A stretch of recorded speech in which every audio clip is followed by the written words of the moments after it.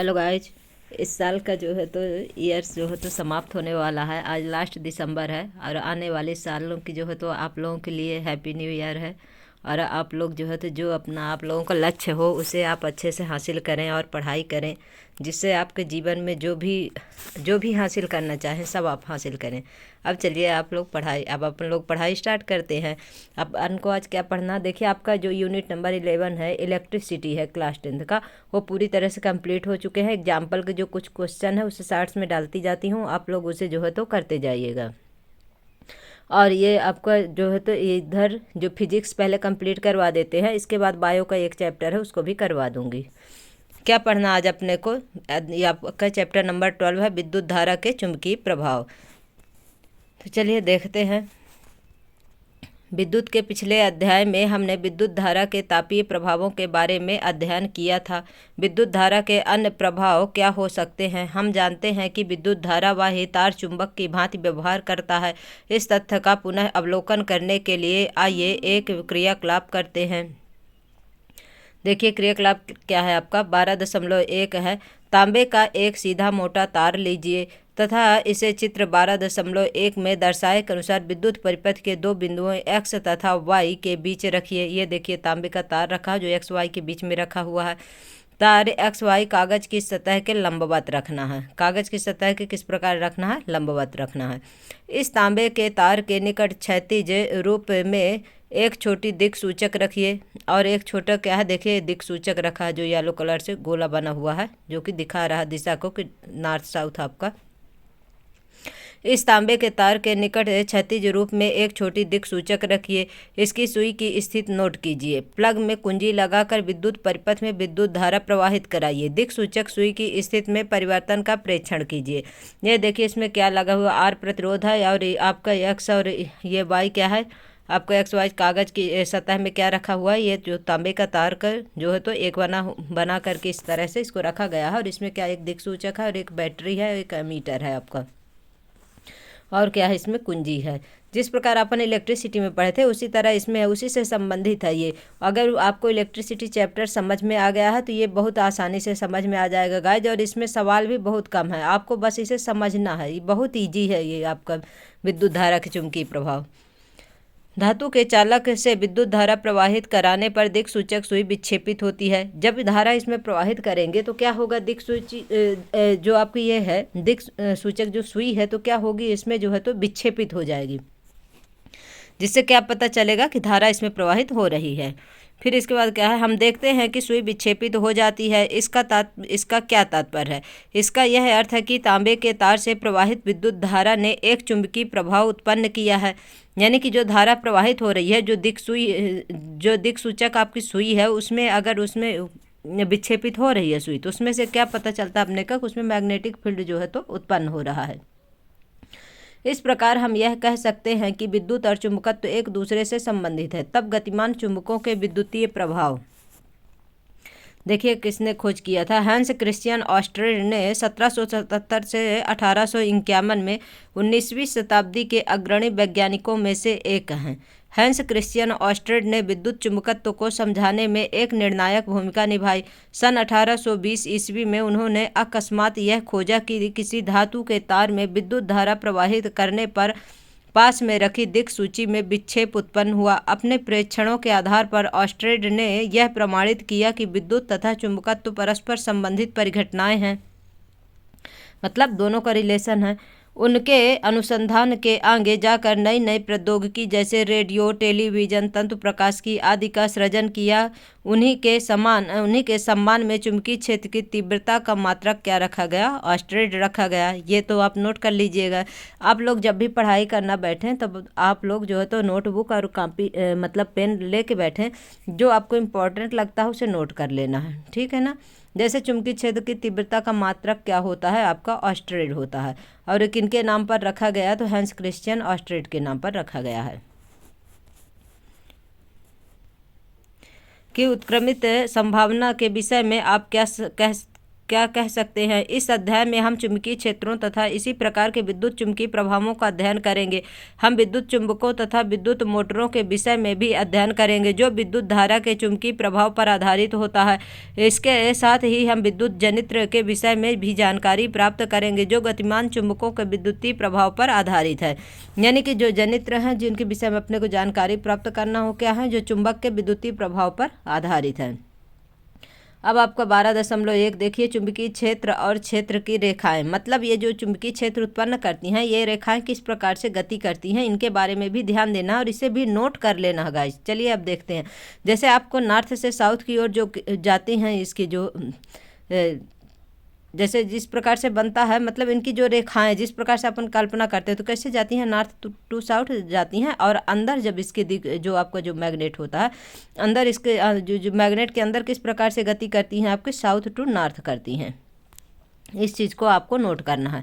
हम इस तथ्य से भली भांति परिचित हैं कि किसी क्षण चुंबक के निकट लाने पर दिक्सूचक की सुई विक्षेपित हो जाती है। वास्तव में दिक्सूचक की सुई एक छोटा क्षण चुंबक ही होती है। किसी दिक्सूचक की सुई के दोनों सिरे लगभग उत्तर और दक्षिण दिशाओं की ओर संकेत करते हैं। उत्तर दिशा की ओर संकेत करने वाले सिरे को क्या बोलते हैं, उत्तरोन्मुखी ध्रुव अथवा उत्तर ध्रुव कहते हैं। दूसरा सिरा जो दक्षिण दिशा की ओर संकेत करता है उसे क्या कहते हैं, दक्षिणोन्मुख या दक्षिणीमुखी ध्रुव अथवा दक्षिण ध्रुव कहते हैं। विविध क्रियाकलापों के द्वारा हमने यह प्रेक्षण किया है कि चुंबकों के सजातीय ध्रुवों में परस्पर प्रतिकर्षण तथा विजातीय ध्रुवों में परस्पर आकर्षण होता है। अब चुंबक में क्या होता है, जो सजातीय यानी कि सेम जैसे प्लस प्लस ले जाएंगे तो क्या होगा, प्रतिकर्षण होगा, लेकिन प्लस माइनस ले जाएंगे तो क्या होगा, आकर्षण होगा। फिर देखिए क्रियाकलाप 12.2 क्या कहता है आपका, किसी चिपचिपे पदार्थ का उपयोग करके ड्राइंग बोर्ड पर एक सफ़ेद कागज लगाइए।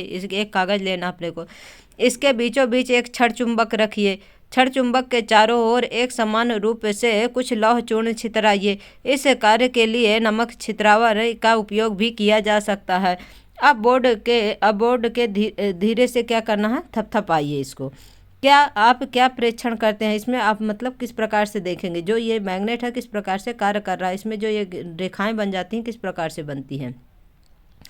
छड़ चुंबक के निकट का लौह चूर्ण स्वयं ही चुंबकीय क्षेत्र रेखाओं के अनुदिश संरेखित हो जाता है। मतलब जिस प्रकार से चुंबकीय रेखाएं गति करती हैं उसी प्रकार से ये जो लौह का चूर्ण रखते हैं तो क्या करता है, उसी प्रकार से ये जो है तो उसको खींचता है और उसी प्रकार से ये रेखाएं बना देता है कि किस प्रकार से। ये देखिए आपका ये साउथ टू नॉर्थ जाती हैं और नॉर्थ में समाप्त हो जाती हैं। लेकिन जब आपसे अंदर से पूछेगा जो तो किस प्रकार से गति करती हैं तो आपको जो है तो नॉर्थ से साउथ की ओर जाती हैं, बाहर जब रहेगा, और जब अंदर रहेगा साउथ टू नॉर्थ जाएंगी। अब देखिए देख लेते हैं अपन क्या बोलता है। लौह चूर्ण स्वयं को चित्र 12.2 में दर्शाए गए पैटर्न में व्यवस्थित कर लेता है। लौह चूर्ण इस प्रकार के पैटर्न में क्यों व्यवस्थित होता है, यह पैटर्न क्या दिशा निर्देशित करता है। चुंबक अपने चारों ओर के क्षेत्र में अपना प्रभाव आरोपित करता है, अतः लौह चूर्ण एक बल का अनुभव करता है। इसी बल के कारण लौह चूर्ण इस प्रकार पैटर्न में व्यवस्थित हो जाता है। किसी चुंबक के चारों ओर का वह क्षेत्र जिसमें उसके बल का संसूचक किया जा सकता है उस चुंबक का चुंबकीय क्षेत्र कहलाता है। मतलब चुंबकीय क्षेत्र क्या कहलाता है, जो चुंबक के चारों ओर जो रेखाएं बन जाती हैं वही क्या है आपका चुंबकीय क्षेत्र, मैग्नेटिक फील्ड कहलाता है। वह रेखाएं जिनके अनुदिश लौह चूर्ण स्वयं संरेखित होता है चुंबकीय क्षेत्र रेखाओं का निरूपण करती हैं। क्या किसी छड़ चुंबक के चारों ओर चुंबकीय क्षेत्र रेखाएं प्राप्त करने के अन्य कोई उपाय भी हैं। वास्तव में आप स्वयं किसी छड़ चुंबक की चुंबकीय क्षेत्र रेखाएं खींच सकते हैं। क्रियाकलाप 12.3 में अब देखिए, एक छड़ चुंबक एक छोटी दिक्सूची लीजिए। किसी चिपचिपे पदार्थ में ड्राइंग बोर्ड पर चिपकाए गए सफ़ेद कागज के बीचों बीच इस चुंबक को रखिए। फिर चुंबक की सीमा रेखा अंकित कीजिए कि कहाँ तक चुंबक जो है तो रखा हुआ है। दिक्सूची को चुंबक के उत्तर ध्रुव के निकट ले जाइए। यह कैसे व्यवहार करता है, दिक्सूची का दक्षिण ध्रुव चुंबक की उत्तर ध्रुव की ओर संकेत करता है। दिक्सूची का उत्तर ध्रुव चुंबक के उत्तर ध्रुव से दूर की ओर संकेत करता है। दिक्सूची के दोनों सिरों की स्थितियां नुकीली पेंसिल से अंकित कीजिए। अब दिक्सूची को इस प्रकार रखिए कि इसका दक्षिण ध्रुव उस स्थिति पर आ जाए जहां पहले उत्तर ध्रुव की स्थिति को अंकित किया गया था। उत्तर ध्रुव को इस नई स्थिति को अंकित कीजिए। चित्र 12.3 में दर्शाए के अनुसार चुंबक के दक्षिण ध्रुव पर पहुंचने तक इस क्रियाकलाप को दोहराते जाइए। अब कागज पर अंकित बिंदुओं को इस प्रकार मिलाइए कि एक निष्कोण वक्र प्राप्त हो जाए। यह वक्र एक चुंबकीय क्षेत्र रेखा को क्या करता है, निरूपित करता है। उपरोक्त प्रक्रिया को दोहराएं, जितने संभव हो सके क्षेत्र रेखाएं खींचिए, मतलब जितने में उसका जो है तो प्रभाव पड़ता हो उतनी रेखाएं अपने को खींचना है। चित्र 12.4 में दर्शाए जैसा पैटर्न प्राप्त होगा। ये रेखाएं चुंबक के चारों ओर चुंबकीय क्षेत्र को निरूपित करती हैं। इन्हें चुंबकीय क्षेत्र रेखाएं कहते हैं। किसी चुंबकीय क्षेत्र रेखा के अनुदिश गमन करते समय दिक्सूची के विक्षेप का प्रेक्षण कीजिए। कहाँ पर विक्षेप हो रहा है इसे क्या करना, नोट करना अपने को। चुंबक के ध्रुवों के निकट जाने पर सुई के विक्षेप में वृद्धि होती जाती है। देखिए ये क्या बता रहा है, देखिए साउथ, ये नॉर्थ और साउथ ईस्ट किस प्रकार से रखा गया और इससे जो है तो किस चुंबक में क्या करना है, यहाँ से जहाँ से वो उसको जो मैग्नेटिक फील्ड प्रभावित कर रहा है, जहाँ पर दिक्सूची विक्षेपित हो रही वहीं पर क्या कर लेना, अपने को निशान लगा लेना है। इस प्रकार से बनेगा ये साउथ नॉर्थ, इस तरह प्लस प्लस प्लस प्लस, फिर साउथ से नॉर्थ, नॉर्थ से साउथ, इस प्रकार से इसे क्या करना है, बना लेना है कि कहाँ से, मतलब फिर उसके बाद क्या है, मैग्नेटिक फील्ड की जो है तो इस प्रकार से रेखाएं खींचकर इसे बनाना है। दिक्सूचक की सहायता से चुंबकीय क्षेत्र रेखाएं आरेखित कीजिए। अब देखिए ये किस प्रकार से आरेखित की गई हैं। ये कोई छड़ चुंबक के चारों ओर की क्षेत्र रेखाएं देखिए किस प्रकार ये नॉर्थ से निकल रही हैं, देखिए, और साउथ में जाकर यहाँ से समाप्त हो रही हैं।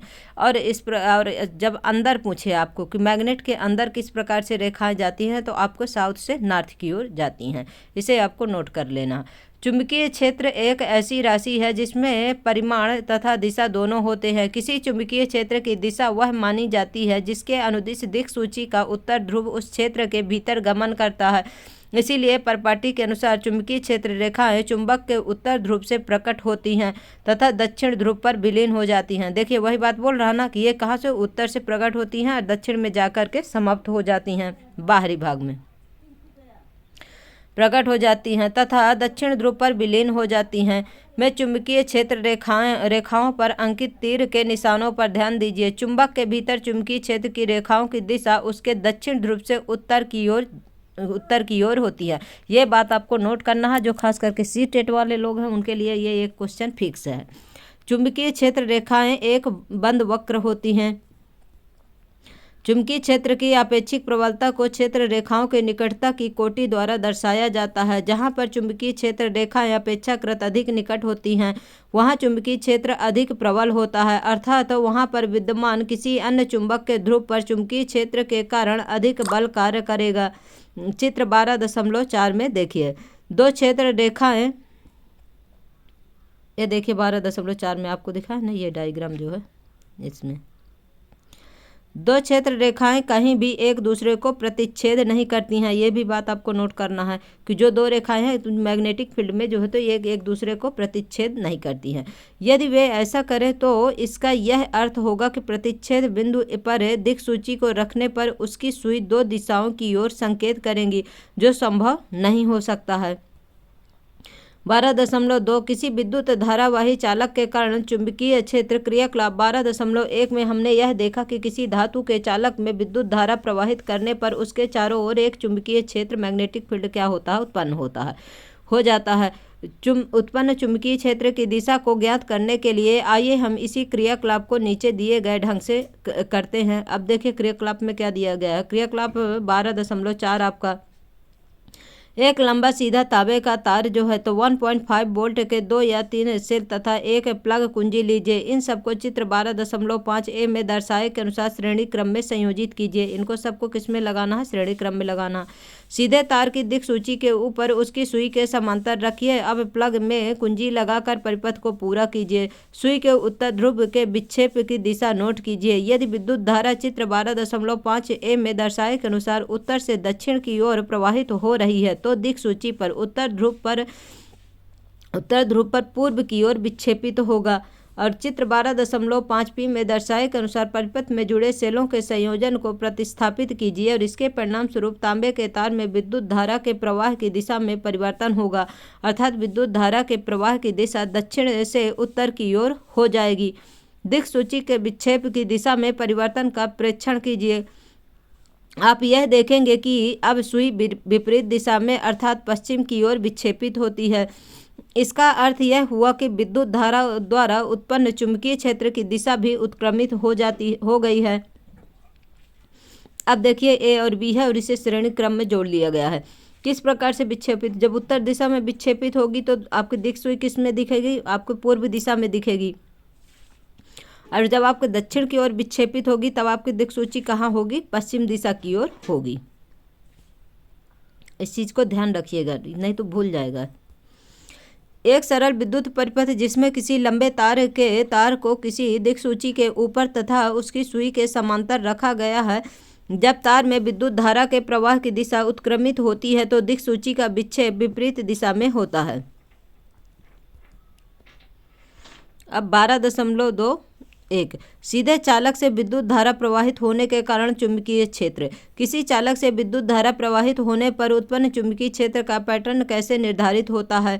क्या यह पैटर्न चालक की आकृति पर निर्भर करता है? इसकी जांच हम एक क्रियाकलाप द्वारा करेंगे।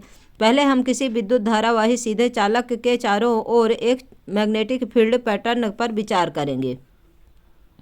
12.5 में देखिए क्रियाकलाप क्या बोल रहा है कि एक 12 वोल्ट की बैटरी एवं परिवर्तित प्रतिरोध या धारा नियंत्रक 0 से 5 एम्पियर परिसर का एक मीटर है। एक प्लग कुंजी तथा एक लंबा मोटा सीधा तांबे का तार लीजिए। एक आयताकार कार्डबोर्ड का टुकड़ा लेकर उसके बीचों बीच कार्डबोर्ड के तल के अभिलंबवत इस मोटे तार को प्रविष्ट कराइए। यह सावधानी रखिए कि कार्डबोर्ड तार के स्थिर रहे, हिले डुले ना, ऊपर नीचे हिले डुले नहीं। चित्र 12.6 में दर्शाए के अनुसार तांबे के तार को ऊर्ध्वाधर बिंदुओं x तथा y के बीच श्रेणी क्रम में बैटरी एमीटर, धारा नियंत्रक तथा प्लग कुंजी को संयोजित कीजिए। तार के चारों ओर कार्डबोर्ड पर कुछ लौह चूर्ण एक समान रूप से छितराइए। इसके लिए आप नमक छितरावन का उपयोग भी कर सकते हैं। धारा नियंत्रक के परिवर्तक को किसी एक नियत स्थिति पर रखिए तथा एमीटर में विद्युत धारा का पाठ्यांक नोट कीजिए। फिर कुंजी लगाकर परिपथ बंद कीजिए ताकि तांबे के तार में विद्युत धारा प्रवाहित हो। यह सुनिश्चित कीजिए कि बिंदुओं x तथा y के बीच में लगा तांबे का तार ऊर्ध्वाधर सीधा रहे। कार्डबोर्ड को हल्के से कुछ बार थपथपाइए। लौह चूर्ण के पैटर्न का प्रेक्षण कीजिए। आप यह देखिए कि लौह चूर्ण संरेखित होकर तार के चारों ओर संकेंद्र वृत्त के रूप में व्यवस्थित होकर एक वृत्ताकार क्या बनाता है, पैटर्न बनाता है। यह संकेंद्रीय वृत्त क्या निरूपित करते हैं? ये चुंबकीय क्षेत्र रेखाओं को निरूपित करते हैं। इस प्रकार उत्पन्न चुंबकीय क्षेत्र की दिशा कैसे ज्ञात करें? वृत्त के किसी बिंदु जैसे P पर दिक्सूची रखिए। सुई की दिशा का प्रेक्षण कीजिए। दिक्सूची का उत्तर ध्रुव बिंदु विद्युत धारा द्वारा उत्पन्न चुंबकीय क्षेत्र रेखा की दिशा बताता है। इस दिशा को तीर द्वारा दर्शाइए। यदि सीधे तार में प्रवाहित विद्युत धारा की दिशा को उत्क्रमित कर दिया जाए तो क्या चुंबकीय क्षेत्र रेखाओं की दिशा भी उत्क्रमित हो जाएगी? इसका परीक्षण कीजिए। अब देखिए अपने पास क्या है, एक्स वाई एक ये है और ये एक कार्डबोर्ड है और इसमें जो है तो किस प्रकार से एक ये दिक्सूची रखी हुई है। परिवर्ती प्रतिरोध आपका एमीटर है, ये बैटरी है और ये क्या है, कुंजी है। और इसको इस प्रकार से क्या करना है, रख देना है इसके जो तांबे का तार लगा करके। किसी विद्युत धारावाही सीधे चालक तार के चारों ओर के चुंबकीय क्षेत्र की रेखाओं को निरूपित करता है। मतलब ये क्या है, जो चारों ओर चुंबकीय क्षेत्र के रेखा पैटर्न बनता है उसे क्या करता है, निरूपित करता है यानी बताता है। वृत्तों पर अंकित तीर क्षेत्र रेखाओं की दिशाओं को दर्शाते हैं। जो तीर के निशान बनते हैं वो क्या है, रेखाओं को दर्शाते हैं, किधर से किधर की ओर गति कर रहे हैं। बी क्या बता रहा है, प्राप्त पैटर्न का समीप दृश्य किस प्रकार से, देखिए ये इस तरह से मैग्नेटिक फील्ड के कारण इस प्रकार से, नमक इधर भी देख लीजिए ए और बी में किस प्रकार से दिखाया गया है। यदि तांबे के तार में प्रवाहित विद्युत धारा के परिमाण को परिवर्तित कर दें तो किसी दिए गए बिंदु पर रखे दिक्सूची के विक्षेप पर क्या प्रभाव पड़ता है, इसे देखने के लिए तार में विद्युत धारा को परिवर्तित कीजिए। हम यह पाते हैं कि सुई के विक्षेप में भी परिवर्तन होता है। वास्तव में जब विद्युत धारा के परिमाण में वृद्धि होती है तो विक्षेप में भी वृद्धि होती है। यानी कि जब धारा बढ़ेगी अगर, तो जो दिक्सूची के द्वारा विक्षेप हो रहा तो उसमें भी क्या होगा, वृद्धि होगी। इससे यह निर्दिष्ट होता है कि जैसे जैसे तार में प्रवाहित विद्युत धारा के परिमाण में वृद्धि होती है तो किसी दिए गए बिंदु पर उत्पन्न चुंबकीय क्षेत्र के परिमाण में भी वृद्धि हो जाती है। यदि तांबे के तार में प्रवाहित विद्युत धारा को वही रहती है, परंतु दिक्सूची तांबे के तार से दूर चला जाता है, तब दिक्सूची के विक्षेप पर क्या प्रभाव पड़ता है, इसे देखने के लिए हम दिक्सूची को चालक तार से दूर स्थित किसी बिंदु जैसे Q पर रख देते हैं। आप क्या परिवर्तन देखते हैं? हम यह देखते हैं कि दिक्सूची का विक्षेप घट जाता है। इस प्रकार किसी चालक से प्रवाहित की गई विद्युत धारा के कारण उत्पन्न चुंबकीय क्षेत्र चालक से दूर जाने पर घटता है। चित्र 12.6 में यह देखा जा सकता है कि जैसे जैसे विद्युत धारावाही सीधे चालक तार से दूर हटते जाते हैं, उसके चारों ओर उत्पन्न चुंबकीय क्षेत्र को निरूपित करने वाले संकेंद्रीय वृत्तों का साइज भी क्या होता है, बड़ा हो जाता है। गाइज आज के लिए इतना ही, और कल जो आप लोगों को बताएंगे 12.2.2 दक्षिण हस्त अंगुष्ठ का नियम, और इसे अच्छे से पढ़ना होगा। और आप लोगों को हमारी क्लास कैसी लगती है, आप लोग हमारे क्लास को लाइक करिए, शेयर करिए, सब्सक्राइब करिए गाइज, और अपना जो बेल आइकन है उसे प्रेस कर लीजिए। और किसी भी यूनिट का अगर फिजिक्स में, केमिस्ट्री में, बायो में कहीं भी जो भी प्रॉब्लम हो आप लोगों को, उसे जो है तो कौन से यूनिट पढ़ाना है आपको रिवीजन करने के लिए, आप उसे भी कमेंट बॉक्स में कमेंट कर सकते हैं। Thank you.